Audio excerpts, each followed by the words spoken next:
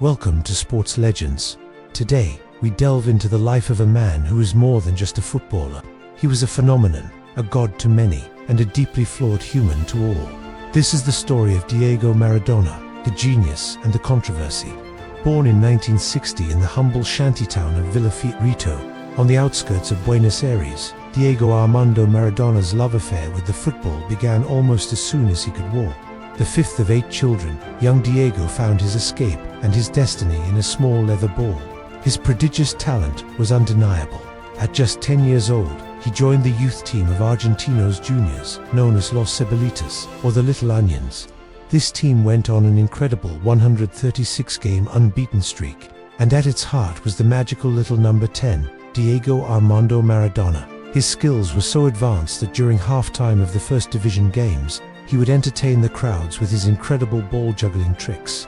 The world was beginning to take notice. Just before his 16th birthday, Maradona made his professional debut for Argentinos Juniors, becoming the youngest player in the history of the Argentine Primera Division.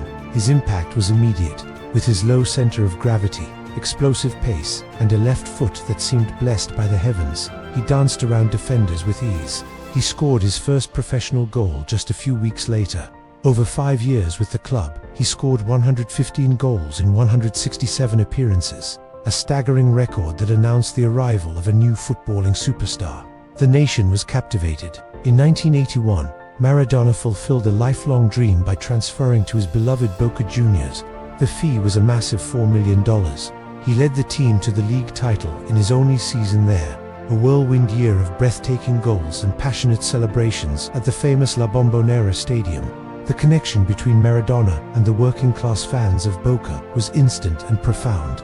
He was one of them, a boy from the slums who had conquered the world. But his time in Argentina was brief. Europe was calling, and a world record transfer to Barcelona beckoned.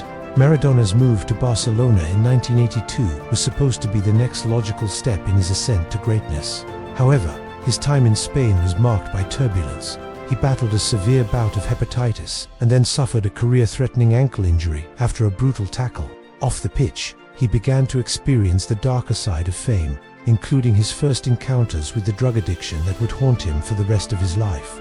Despite these challenges, he still showed flashes of his genius, famously receiving a standing ovation from the rival Real Madrid fans at their own stadium. But his fiery temperament led to an on-field brawl in the 1984 Copa del Rey finale, which ultimately marked the end of his time at the club. In a move that shocked the football world, Maradona transferred to the unfashionable Italian club Napoli in 1984. At the time, Napoli was a team that had never won a Serie A title. The city of Naples, much like his hometown, was a passionate, working-class city that saw Maradona as a savior. His unveiling at the Stadio San Paolo was attended by 75,000 adoring fans. It was here, in Naples, that Maradona would cement his legendary status. He was no longer just a player. He became a cultural icon, a symbol of southern Italy's rebellion against the wealthy northern clubs. The pinnacle of Maradona's career, and perhaps the most iconic moment in football history, came at the 1986 World Cup in Mexico. As the captain of Argentina, he was at the absolute peak of his powers. The quarterfinal match against England encapsulated his entire legacy in just 4 minutes. First came the infamous Hand of God goal, where he controversially punched the ball into the net. Then, just minutes later, he scored what is widely considered the goal of the century, a mesmerizing 60-yard run, dribbling past 5 English players before slotting the ball home. It was the ultimate display of both his cunning and his unparalleled genius. Argentina went on to win the World Cup, with Maradona lifting the trophy in a moment of pure, unadulterated joy. He was, without question, the best player on the planet. He returned to Napoli as a world champion and a living deity.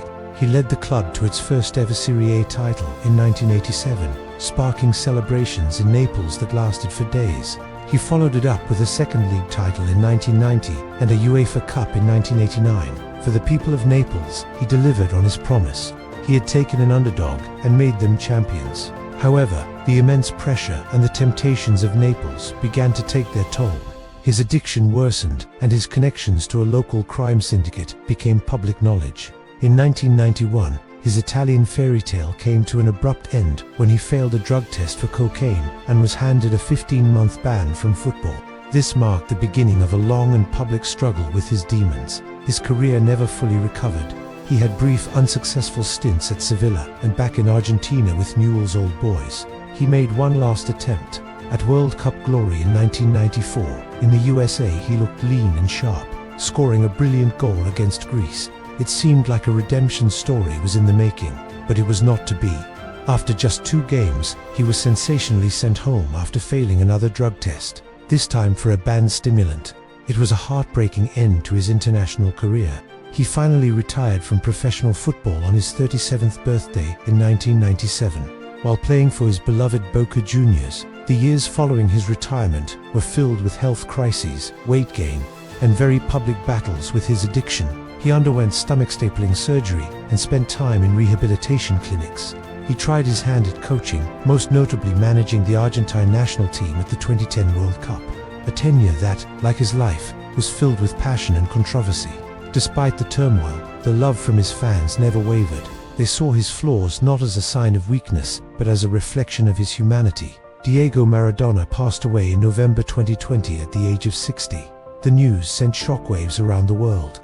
Argentina declared 3 days of national mourning, and millions of fans, from Buenos Aires to Naples, poured onto the streets to pay their respects. His legacy is complex. He was a flawed genius, a rebel, a champion of the people, and a cautionary tale.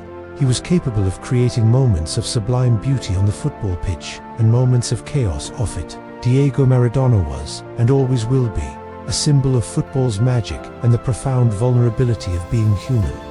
Thank you for joining us on this journey through the incredible life of Diego Armando Maradona. If you enjoyed this video, please give it a thumbs up, and don't forget to subscribe to Sports Legends for more stories about the icons of the sporting world. We'll see you in the next one.